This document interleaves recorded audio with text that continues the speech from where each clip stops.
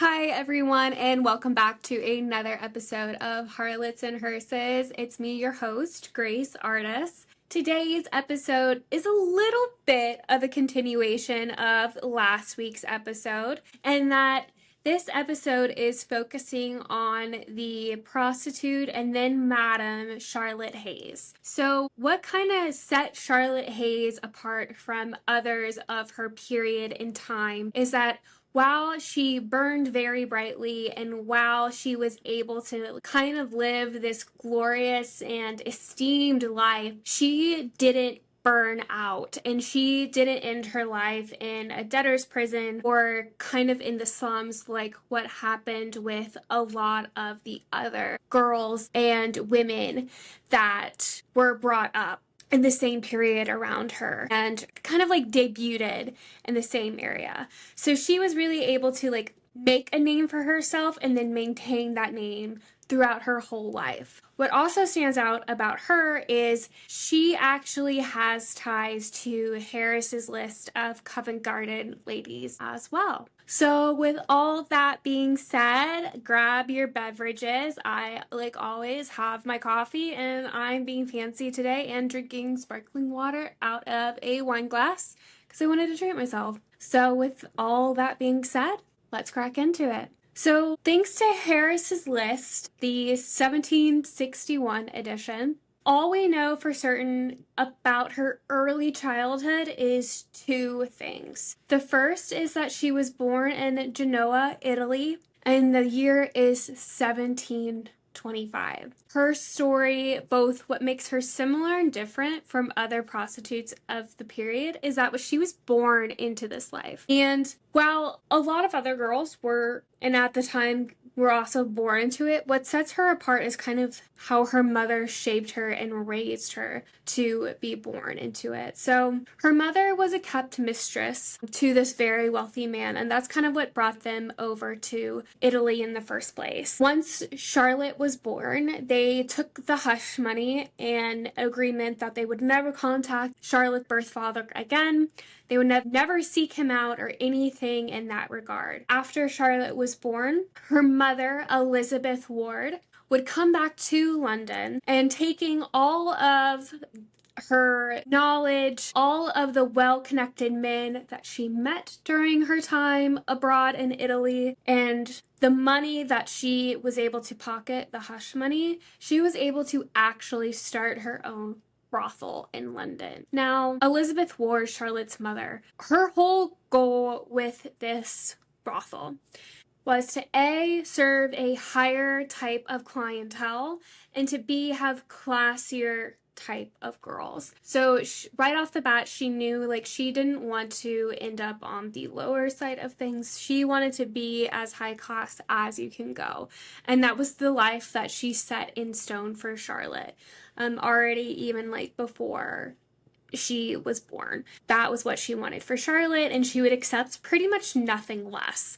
So that was what was drilled into Charlotte at a young age, and that's what separated Charlotte apart from the others. Now, the brothel itself was located outside of St. James's Park, and only those who knew about it knew it was there. The reason for this is it was kind of like a little speakeasy in a way. So it's at the front of the brothel, because Elizabeth Ward, she didn't want anything about this to appear out of the norm. She wanted to appear respectable to any outsiders looking in. So the front of the brothel would look like to be, from the outside, a milliner's business. So a business or store that made hats and bonnets.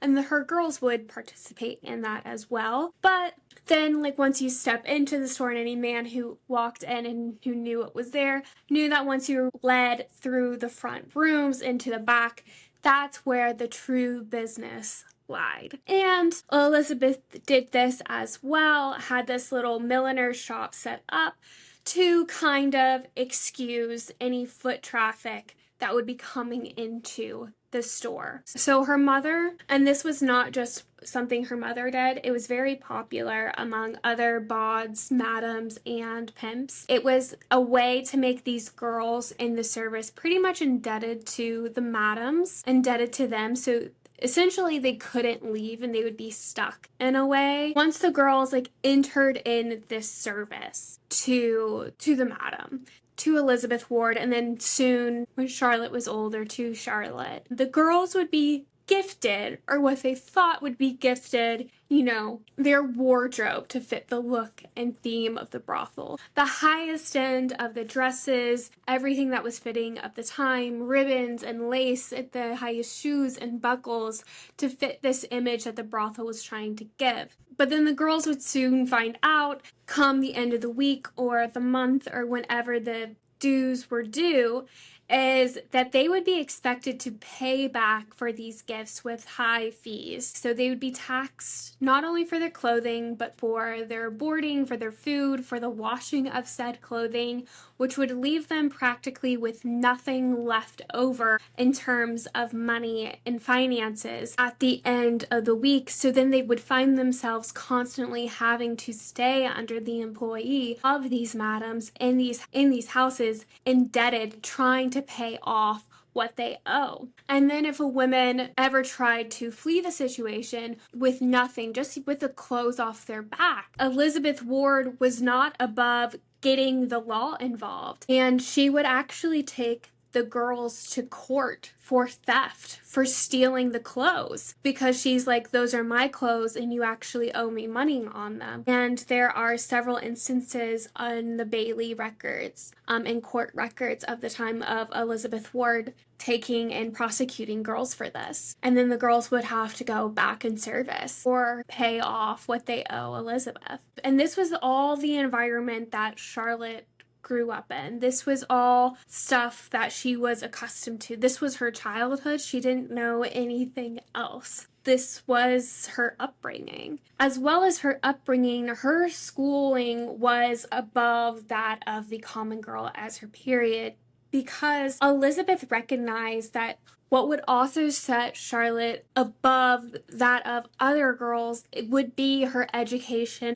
Because it was one thing to look pretty, but what would also set her apart from other girls would be her charm and her wit and how she could hold herself and communicate herself and hold a conversation. So that is why part of her schooling would consist of reading, writing, French, dancing, and music. Now, and this is a bit of a trigger warning. Now, all of this, so the education, the dancing, the prepping of Charlotte, what all of this was cultivating towards was Charlotte's immersion, auctioning off into the big scene, into society. And one of the biggest days of Charlotte's life in her mother's eyes, and like I said, what Elizabeth had been prepping Charlotte for since she was born, essentially, was the auctioning off of her virginity. And as Hallie Rubenhold, the author of the Covent Garden Ladies, and other gender historians of the period would state, there was nothing more converted in the 18th century than sex with a virgin.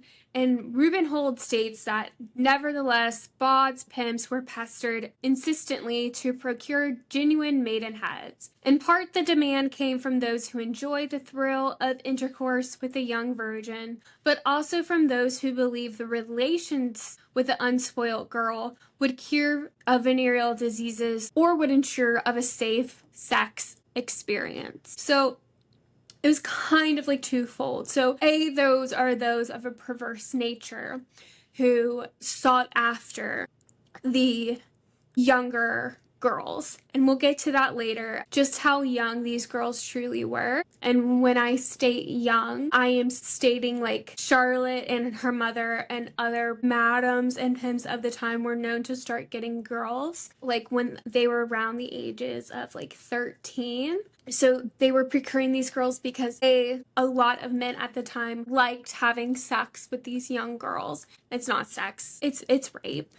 having inappropriate relations with these young girls. And then there are those who believed that the only way they can ensure having safe sex, because during this period, STDs, STIs were running rampant. I will do a whole episode over venereal disease treatments and venereal disease hospitals during this time, and just, I believe it's like 1 in 5 people, or if not more, if I remember correctly, were infected with syphilis alone. So that's just like how out there it was. So that is why the want for a virgin was very high, because it was the only way to have quote unquote safe sex.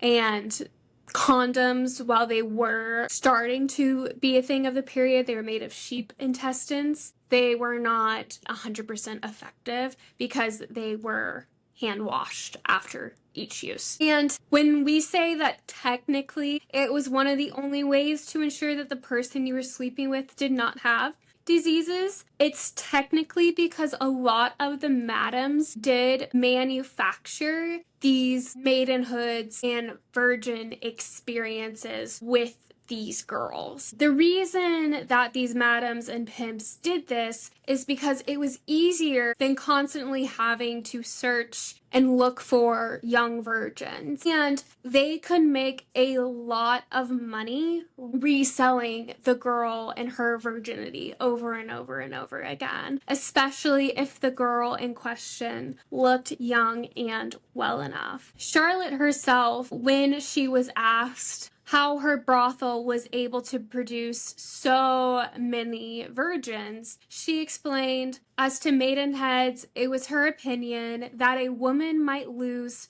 hers 100 times over and be as good as virgin as ever, and that a maidenhead was easily made as pudding. And so if you hear that, you're like, that is a very odd and weird thing to say. Now, the reason that Charlotte would say this is actually all thanks to a recipe book that was published and kind of well known to madams and women of the time. So like I said, it was a well-known thing among these women that if you can find a virgin, you can sell that, you can upmarket, you can make profit of it. So you might as well try to do anything you can do to get your money, to get your bag. So one of the things that there was this book out, and it was this book that was really well known called The Oak Enemy of Love, and it was by this man called John Armstrong, that contains a recipe for the restoration of virginity. And in it, the recipe states that to tighten the walls of the vagina, a mixture of herbs consisting of myrtles, stolpic berries, the root of the caper bush, oat bark, bistort and dock, and plantain. This was to be boiled in a wine until the herbs released their astringent smell, formed in a lotion that was to be applied several times a day. And so just knowing this, and then knowing with my background of studying women's recipe books, and then how that knowledge was then transversed and used and copied into medical history books and used and sold to the mass markets, this was just something that was already common knowledge, most likely among these women, and was passed down either verbally, orally.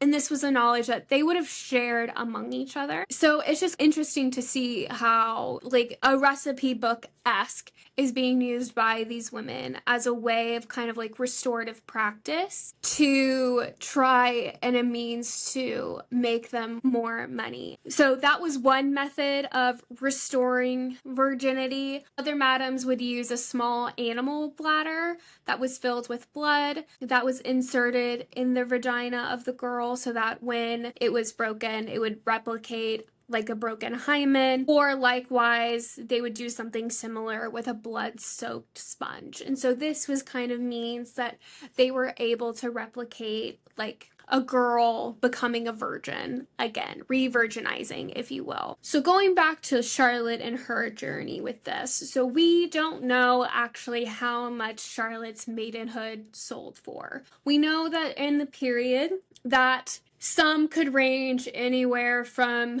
20 pounds to 52 pounds. just depending. And that in today's money would range anywhere from $5,000 to $15,000. So quite a bit of money. And remember that they could do this multiple times over again. Now, that's on the lower end. On the higher side, and if the bod was skillful and if the girl was pretty enough, which is most likely the case given Elizabeth Ward's background and what we know of Charlotte and how she was described as being a very beautiful girl for her period, some girls' virginity could have been auctioned off for anywhere as high as 100 pounds back then, which in today's time is almost as high as 29,000 pounds. So we can see just how much a madam would have to gain from this. And we do know from one source called the Nocturnal Revels, which was essentially a pamphlet book that had 2 editions. The one that I'm referencing was written in 1779. This one was written by a man who called himself a monk, who was a member of the Hellfire Club, which during this period was essentially a men's sex club of men of high society who attended the brothels like Charlotte's, also nearly all the sex parties that you can think of, and participated in very debaucherous behavior. And they recorded it down in one of these books. There's really no way to verify if any of this is true, but this is kind of the closest thing we do have to a primary source speaking of it. But this monk, he said in the Nocturnal Revels that Charlotte's virginity was resold several times. Now, after her mother did the reselling of Charlotte's virginity, her mother's next goal was to get Charlotte set up as a kept mistress, which is one of the highest statuses that you can achieve as a prostitute. It essentially means that the man is paying for everything and you have access to his accounts as well if he so deems it. It was a way for the men at times to also show off their wealth by keeping a mistress, by saying, like, not only can I afford to dress my wife in the highest fashions and have our house in the highest styles, but I can afford to keep my mistress in the highest fashions, if not better. I can have her in the highest jewels, and I can have my mistress host and pay for my mistress to host on my dime the best parties with the best wine, with the best food, and I'm fronting the bill for all of this. It was also like the man would pay for the woman's house, the man would pay for the woman's clothing, the man would pay for any of the food. If she went to pretty much any of the bars, he would have a tab that she could put everything on. Essentially is, in a way, you could think of it like having a sugar daddy. There are differences, but it's essentially sugar daddy-esque in a way. Now, one of the things that was very common was for the kept mistresses to take the name of their keeper if they were with them for long enough. So a lot of people assume that is where Charlotte changed her name from Ward to Hayes, but in all the accounts that we have, and from what we know, there's no record of Charlotte ever being with a man whose last name was Hayes anywhere in her history. So that part of her still does remain a secret. Now, what everyone talks about Charlotte, and from all the accounts that we have of Charlotte, everyone states that she was beautiful. Yes, she was pretty. Yes. But what made her really stand out and last the test of time was not her looks, but it was mainly her bewitching and alluring personality. It was noted that her composure and dignity and gentility made her unlike so many girls, and that during her whole life, that hardly an unfavorable word was uttered against her. And this once again goes back to her mother and her mother's training and schooling, because her mother knew, like, looks would get you far, but how you acted would get you further. And so that's really what she can accredit to her mom. But what made her really, really shine, and a lot of people note this, and this was written in her Harris's List blurb as well, was her way to kind of effortlessly manipulate and deceive these men, but do so in a way that the men kind of felt like it was their own idea so that they would be okay with it. And this can be seen best with her relationship with Beau Tracy and our good old poet friend from the last episode, Sam Derrick. Now, Robert Beau Tracy, he came from a very esteemed and established family and a very, very rich family as well. Not only this, but he was the only heir. So he grew up being denied nothing and he acted like it. However, it cannot be said that Tracy was an idiot, for he had passions for learning in life, and it was this passion for life and for learning and the love of that led him to cross paths with Derek. And it was also much like Derek that he had such a weakness for women. And when he crossed paths with Charlotte, he was a goner in the biggest of senses. But while he was very much head over heels, Charlotte kind of diluted him into thinking it was a love affair. But in reality, she knew it was a business transaction. She knew that the notion of love gets rewards like housing, clothing, and needs being met. And so she knew that, in theory, that she had to sell the idea that her devotion to him was as deep as his was to her. The Nocturnal Revels states that she had so much at her command that she could fleece him at will, which is essentially that she could do whatever she wanted with him. Like, she could spend him for all his money, she could do this and that, and Tracy would just allow it. So much so that she was known to carry out affairs, which, as a kept mistress, you could have your favorites still. You could still carry out affairs, but the manner in which Charlotte did it took it to a whole new level. Because Charlotte carried out her affairs all on Beau Tracy's dime. I'll read like a snippet from the Nocturnal Revels. So that Charlotte was notoriously unfaithful to him, he still winked at it without upbraiding her. When she had inclination to enjoy the company of a favorite man, she would take him to the Shakespeare or the Rose, and regale him at Beau's expense in the most scrumptious manner, for he having simply given her credit at those houses. Often when he thought there might be a score of £4 or £5, there would be one of 30 or 40. In hearing that, what Charlotte would do is she would take her favorite, which is the man that she was interested at the time, who was not Beau, and she would go to Shakespeare's Head or the Rose, which she had a credit at because Tracy was covering for it and paying her. And while Tracy thought that he would, Charlotte would only, charge up a tab of a couple, like 1 or 2 drinks.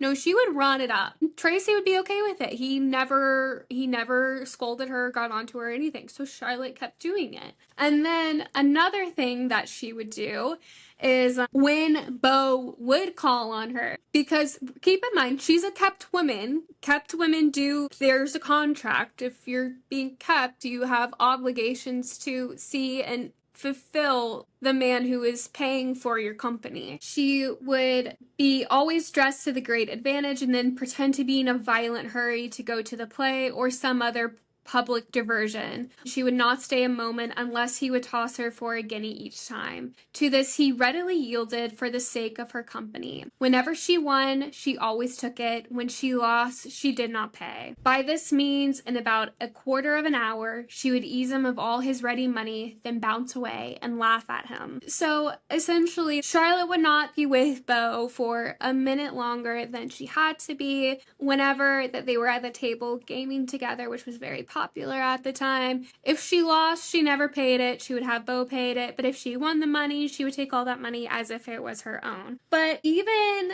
the men at the time and the other people at this time, they didn't blame Charlotte. Everyone kind of blamed Tracy for not keeping better charge of Charlotte. And one of her favorites at this time was one of Tracy's good friends. It was Sam Derrick. So while she was running amok on Tracy's dime, Sam was benefiting just as much. It was stated that, like, while we don't know if she loved Sam, we do know that Sam said that she always showed him kindness and comfort. And Sam states, like, if he didn't have shoes, she would provide him with shoes, because remember, Sam Derrick was not a practical man. He would spend what little money he did have on embroidering 6 waistcoats and jackets and spend no money on clean undershirts for himself and no money on food. But Sam did state that Charlotte would be one of the ones who would look after him, who would give him housing and food when he had none. So we do know that even if she didn't love Sam, we do know that she always showed him a kindness and a comfort,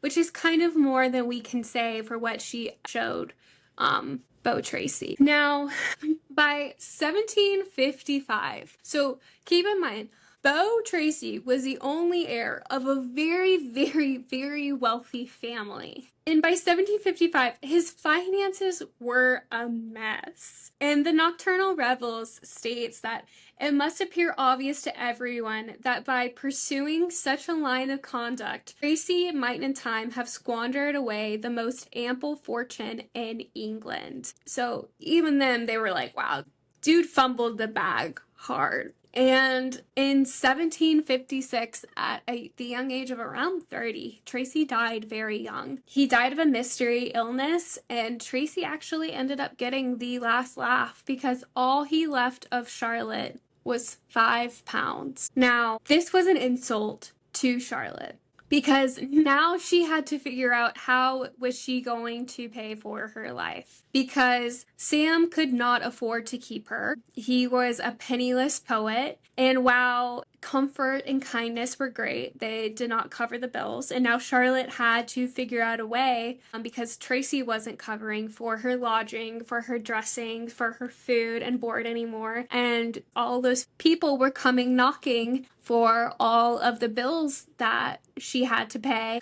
She had to sell everything that she owned. So all the silk dresses that she had, all the jewelry that she had, her housing, her furniture in it, she had to sell everything. And even that wasn't enough to cover her debts. So in 1757, she was sent to the Fleet, aka the debtor's prison. And while Sam did try to go to those she owed the most money and plead the case, he was ultimately unsuccessful, and Charlotte was stuck there. Now, the Fleet itself contained about 100 cells. It had an alehouse, coffee house, a chapel, and a kitchen, and an outdoor area. It was very hierarchical. I'll just tell you right now, I can say hierarchy. Don't think I can say it.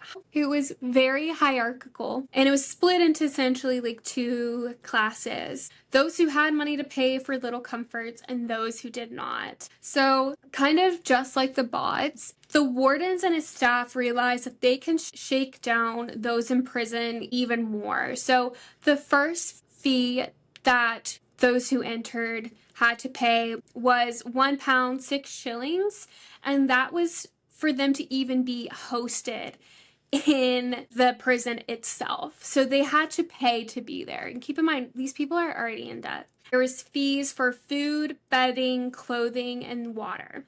And then after that, the prison would essentially split into 2 sides. The masters, so those who would spend a few shillings a week and who were able to allow for a few comforts, and then the commons, so those who could not. So the master side is where Charlotte would find herself, because she wasn't completely destitute. She did have some money left over, just not enough to pay off the large amounts of debt. Now, many at the time, specifically men, realized that you can sell your items of clothing, this or that, to pay for goods. The women who were in this prison, many realized the hard way that their greatest value and worth was sadly between their legs. So, and Charlotte was specifically in danger as well, because Charlotte was once seen as this very sought after and most esteemed out of reach woman there was. She was something that was to spend a night with her. It was something that a lot of the men in their could never even dream of because they could never afford it.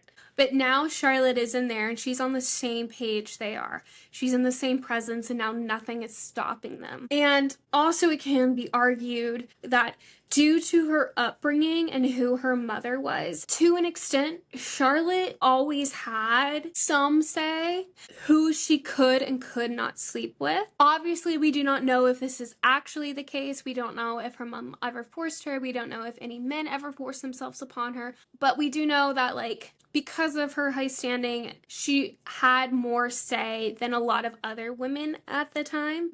And that was a courtesy that a lot of women did not have. But now in the fleet, she has little to no control who has access over her body. And she knows that the only way to gain back some sense of control would be to find a protector. Essentially, a man to kind of stand guard, watch over her, and kind of work with. And that is where Dennis O'Kelly enters the picture. We don't know at what point in her 3-year stay in the fleet that their paths cross, but it would change both of their lives forever. So Dennis was from Ireland and he himself was a master gambler. And while he was great at gambling, it was also gambling that would make him end up in the fleet itself. So Charlotte took notice of him because when she saw him, it was stated that even though he was close to being naked and he was in strips, he was a fairly attractive man. So that may have caught her eye, but what caught her eye is it said that even though he was in the fleet, his spirit had not dimmed. So Charlotte, she fed him and clothed him and managed to get him a job working at the tap. And that is essentially where he would go around and kind of charge other prisoners a fee for getting a drink. And now, while others who were working the tap before him were not liked, he was actually pretty well liked, mainly for his cheerful attitude and for the Irish songs that he would sing the other prisoners while he did so. Things were already starting to look up for her and Dennis. He was able to make some money from doing this, but they realized that if they really wanted to make it out of there, they needed to make even more so, and that they realized that the way they had to do it is that Dennis would have to go back to gambling. That was the only way that they could make a lot of money in a short amount of time. However, this is where the big planning would have to come in, because at the fleet, there were what were called these day rules, where the prisoners, to go work or to meet with their lawyers, they could leave the prison during the day, but they had to be back as soon as the sun began to set. Dennis is a gambling man who plays cards, and he knows these card games can be unpredictable, so he can't just leave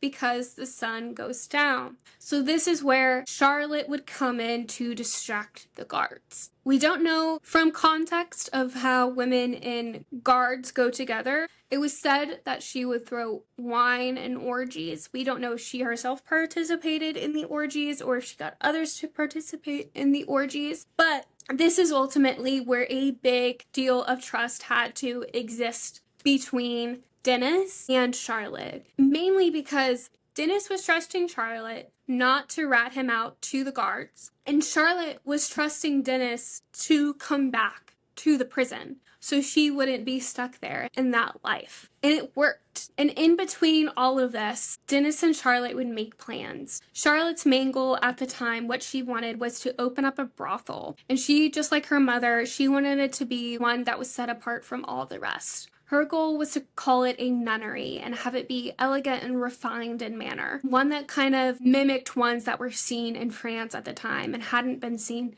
so far yet in London, of another class. And the two got their break in 1760. The two were released on prison on a new law that had passed, stating if any prisoners were able to show a good portion of money raised, that they would be able to be released from the fleet. So the two went their separate ways at first, but they both knew that it was going to be temporary. So Charlotte was still hiding from those she owed money, and this is where she asked her old friend Derek if he could write her up in Harris's list. And this is what her old friend Derek wrote of her in 1761. Time was when this lady was reigning toast, when she rolled about in her chariot, shown in a front box, and who but she has been, however, a good while in eclipse, and is said to have chosen Scotland Yard for the subtlety of the air, which might in other parts of town be thickened by the rude breath of clamorous creditors. Were we to enter into an exact description of this celebrated ties, that is, were we to describe each limb in a feature a party, they would not appear so well as taken altogether, in which we must acknowledge her very pleasing, and in our eye, and sure nobody can better tell what is what. She is desirable as ever. Her eyes are gray, her hair is brown, and countenance as open for her heart. For notwithstanding the varieties she has seen in life, she has not learned to deceive. Her connection with the famous Beau Tracy is well known. It is said she was the only woman he was ever fond of, that he squandered a good deal of money upon her. Charlotte was born of English parents of Genoa and brought to England very young. She is said to never have loved any man in life, but to be very extravagant. So that kind of just goes and kind of sticks to the fact that, yes, and at this point, Charlotte is well in her 30s now, which is a little past her prime for a prostitute. And Sam does acknowledge that. She's been, however, a good while in eclipse. She's been out of it. While she's still out, she is still very pretty, and she's not learned to deceive. I think that just speaks to, Sam knew this woman. He knew the kind of relationship that she had with Tracy, and he saw what he saw, and he can still speak good of her, even though things did not end well between them. And I kind of just love this last line that he describes her with. She is said to have never loved any man in her life, but to be very extravagant. So it's kind of just setting the scene of who Charlotte is as this person. And that is kind of how Charlotte would have to, know how to operate. And so she knows she is at the end of her line as a prostitute. She's not going to make the most money, so she knows that what she has to do now is kind of transition into becoming, like her mother was, a brothel owner and a madam. And that is going to take some time, because now she has to procure girls. She has to get a house. But to do that will take money. So in part, she has to hope that Dennis will also have to be able to raise the means as well. By 1761, the couple were able to open a small brothel in Soho. It was a very small scale operation. It was just starting out. It was just Charlotte and 2 or 3 girls. And the girls that she selected were of the highest quality. She made sure of that. She wanted her selection to be of the best. She carried out that idea that she had in the fleet. Now, we're flash forwarding to the year 1766. Charlotte and Dennis had much success. So much so that they were able to move into a house. The name of the house that they called it was Santa Charlotta of King's Place. And it was right off of King Street. And this was about in 1766. This was a house of luxury. And just like she said, she titled it a nunnery. And each girl there was a nun. And a member of Venus, kind of reflecting that Greek and Roman ideal and mythology of love and sensuality and sexuality, and kind of oozing that. And all of the girls that she employed reflected that.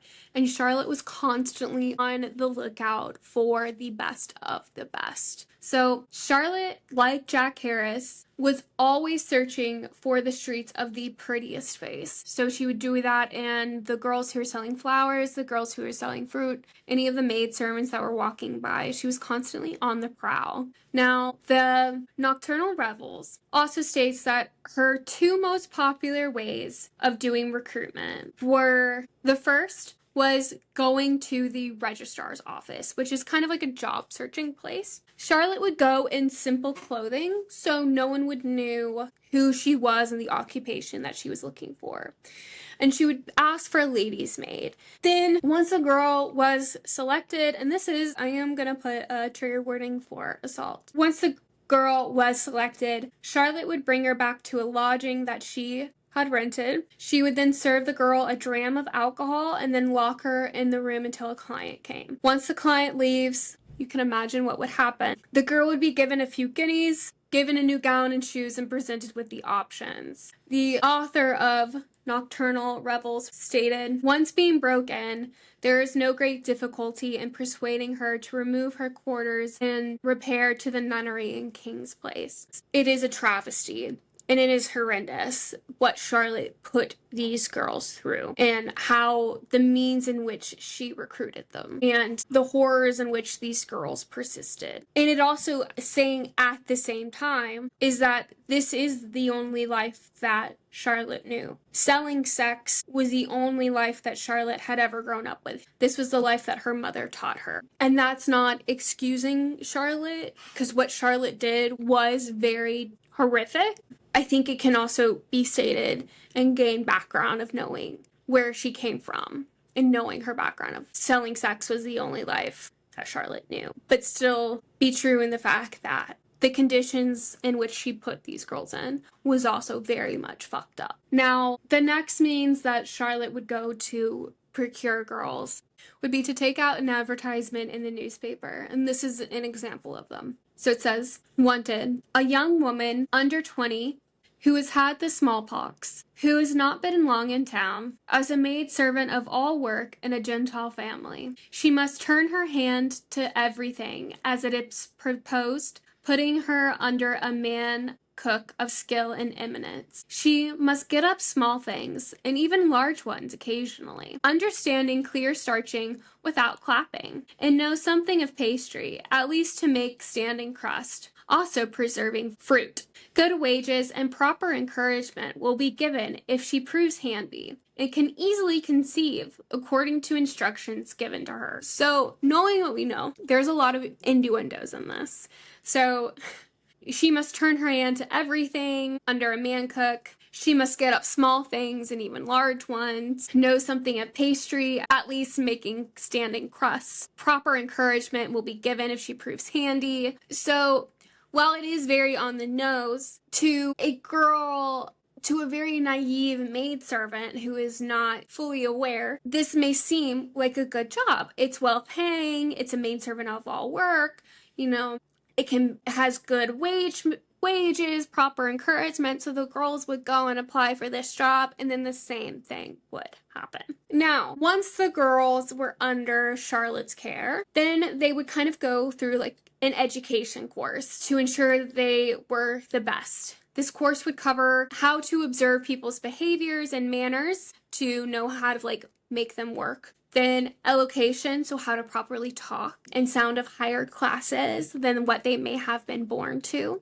Dancing, music, and anything to make them behave like the best ladies of London. Other rules. The girls could not pursue friendships outside of the brothel. Any female brought in had to be vouched for and go through a vouching process. Daily activity was closely monitored and contained. They had all of their meals together and went out as a group together through theater, walks in public. And then all the girls were checked out by a doctor that Charlotte had hired and essentially had on staff. So all of this was kind of in two parts. It was to monitor the girls to make sure that they weren't getting into trouble, weren't getting with any men that they were supposed to be, kind of weren't getting led astray by any women that they were any thoughts that were put in their head that weren't supposed to be put into their head. Also, the second part of this was to build camaraderie, kind of build friendship with the girls to make them want to stay the brothel even more. So Charlotte at the time was able to make a success of her empire more than any other brothel keeper at the time. So much so that in 1771 she opened up another nunnery. While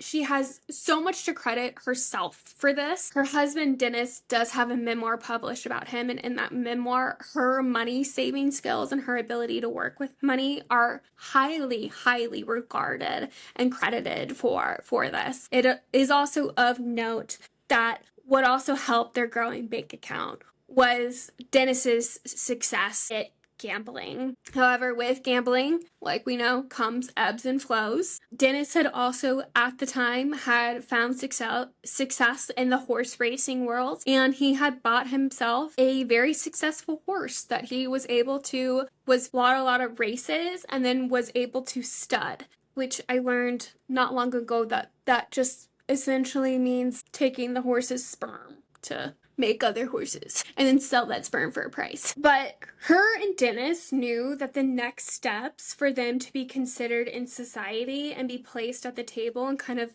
be seen as no longer as outsiders looking in with these members of society that they were always like rubbing shoulders with, that they were always serving the needs of partaking. And now, since they were rising in the ranks money-wise, to be seen as equals with them. The only way to do that, no matter how much money you had, that didn't matter. What matters is if you own land. And so they knew that that was their next step. And that is why 1769 is such a big year for them. Because 1769 is when they would purchase the Clay Hill estate, which had a good deal of land. It was a short ride to the racetrack, so it was perfect for Dennis. And then it was under a day's journey from London, so it still worked out for Charlotte. Charlotte also in that year, she would find out that she was pregnant. 1769 is also the year that Sam Derrick would die.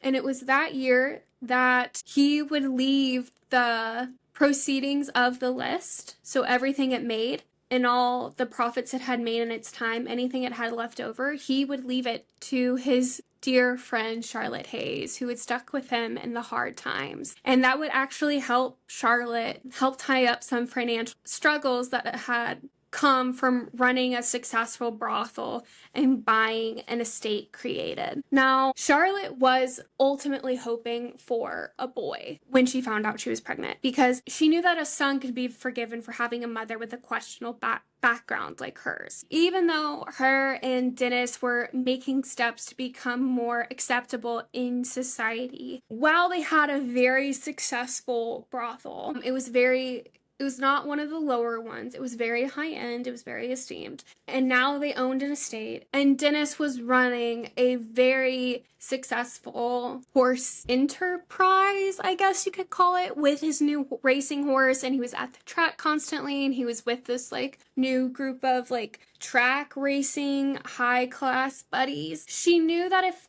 they were to have a son, her background can kind of be overlooked and forgotten, and her son can make amends and kind of raise in society. She knew, though, that if she had a daughter, the daughter would take on the past of the mother and would never be forgiven, and kind of the sins of the mother would live on. That is why when Charlotte found out and when Mary, her daughter, was born, she knew right away that she did not want Mary, her daughter, to have the life that she had. She wanted Mary to have the best life possible. And so she knew that to do that, Mary could never really be seen with Charlotte and Dennis. So Mary was essentially raised by Dennis's family, with Charlotte visiting in secret when she could. When her daughter was at the age of 12, Charlotte took her to a boarding school in Belgium. And kind of a story that kind of encapsulates why Charlotte felt like she had to do what she had to do is even when Charlotte was dropping her off in Belgium, which she thought was far enough away from London, Charlotte ran into some of her clients, and this was one of her like high-end, like best known clients, and his brothers are friends, and the client and his friends start hitting on her daughter in a very rude manner. And keep in mind, the daughter's 12, and essentially these men are saying things of like, what are you doing here with such a young girl? Let me see if I can find it. Yeah, so the brothers in question, the clients in question, were called the Hickneys. The Hickneys brothers, described being beastly drunk, could not prevent himself from making overtures towards the 12-year-old Miss O'Kelly, at which the mother was greatly enraged. Regardless of Charlotte's anger, Joseph Hickley continued his nonsense, swearing the young one's bosom had already too much swell for a nun. No canting, hypocritical friar should have the fingering of those plump, loose globes. Hickney's brother then lunged at the girl, clapping his hands upon Mrs. Bosom. Much to the male guest's surprise, Charlotte was visibly horrified. Shaking with anger, she entreated that he would cease to use such indecent language and action before her innocent child. Innocent, echoed Joseph. Oh, very innocent to be sure, but she knows a thing or two. However, I'll take her to bed with me and ascertain how matters are. With that, a struggle ensued. Joseph Hickley attempted to pull the girl away from the table, while Charlotte, parting with her unusually polite demeanor, immediately jumped from her chair in a wrathful voice, bestowed some tolerably vulgar abuse upon them, and wrestled Mary from the clutches of the brothers. So even though she had made it all the way to Belgium and thought she was safe, she wasn't. And even though she had told them that this is my child, she's innocent, the men, knowing her, didn't believe her and still tried to get away with it, which just kind of proved Mary's point that, like, no matter how high in society I go and try to separate myself, my daughter won't be safe. That's why I have to take my daughter here. Now, what's very sad is that after dropping off her daughter, there is no further record of her daughter being mentioned anywhere again. Not in a will, nothing. And it's this because of this that we historians assume that her daughter did die while in the boarding school. Then in 1776, a few years later, things were still going good between Charlotte and Dennis. Were still at some point able to maintain the life that they had going in between London and their country estate, splitting the time back and forth. However, in 1776, a debt kind of arose in which a £50 were to be owed to a dressmaker. And because of a miscommunication or mishap, Charlotte actually found herself once again in the debtor's prison. And all of this happened while Dennis was at the racetracks. So once Dennis had finally learned of this and he made it out to jail to bail her out, she was able to be released. But it kind of just shows that, like, they had all of this, and just because of one slip up, she could find herself right back to where she was in all of the beginning and where it all started. Come 1778, and Charlotte at this point, I believe, is like 53. And she had decided, I'm kind of tired of the city for a while. I want to retire to the country. But what Charlotte didn't realize was just how isolating living in the country would be. Because in the city, Charlotte could mix and mingle with anyone. She could go to the taverns, she could go to the parties, and there was never anyone telling her that she never belonged in a place because Charlotte essentially set the rules. She made and set the rules for her own society with her brothels and the people that she invited. And she could go to the theaters, and she could go to the stores, and she could go to the parks. But what Charlotte didn't realize is that the country and country living played a much, much different game. Because in the country, she couldn't. In the country, the women, the wives of the husbands of the men who were hiring kept mistresses, they didn't want to be around her. They didn't want to invite her to their houses. And that was essentially the only thing you could do. You would retire to each other's homes. So then that essentially meant that the only place that she could go is where any place that James went. So to the racetracks, to the taverns, and that was essentially it, or her house. So she essentially then lived in isolation with nothing really to do with her own time. And she became very lonely. So after 18 months of living like this, Charlotte decided to move back to the city. And during this time, she always still maintained self-sufficient brothels. So when she came back to the city in 1778, she kind of wanted to go out on a high streak and kind of bid farewell to Santa Charlotta and King's Place, because she knew she wanted to move somewhere, ultimately end up somewhere smaller. To go out in a big fashion, if you will. She decided that she was going to throw an a Charlotte Manor, a Tahitian feast of Venus, which was inspired by Captain Cook's recent voyages of the South Pacific. And in an invitation that she sent out, this is what she described it was going to be as. Miss Hayes presents her most respectful compliments to Lord, and takes liberty to acquaint him that tomorrow evening, precisely at 7, a dozen beautiful nymphs, unsullied and untainted, who breathe health and nature, will perform the celebrated rites of Venus, as practiced at Otaheite, under the instruction and tuition of Queen Oberera, in which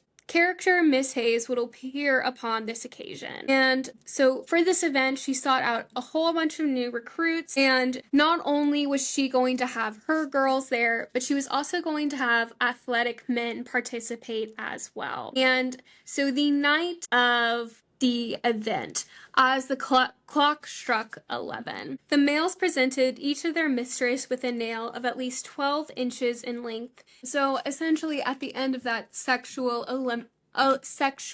Olympics, if you will, all the parties would go off and enjoy the night. And that kind of marked the end of Santa Charlotta. And during this time, she kind of drew back and started to maintain smaller and self-sufficient brothels. But then her public appearances became less and less. Between the years 1783 and 85, she refused to leave the house and became a recluse. In all the accounts in all of her memoirs of her and Dennis, no one knows what plagued her or what caused it. She started to gather a great menagerie of animals. The best was known was a parrot named Polly that Dennis himself actually gave her. And it says she cherished that animal and loved it so much. And all of this is said too that Dennis never left her side at once during all of this. He was there with her for all of it. And then in 1787, upon Dennis's death, Charlotte fell into a deeper melancholy, so much so that Dennis's own family was deeply worried about her, and they were writing letters between themselves to check on Charlotte.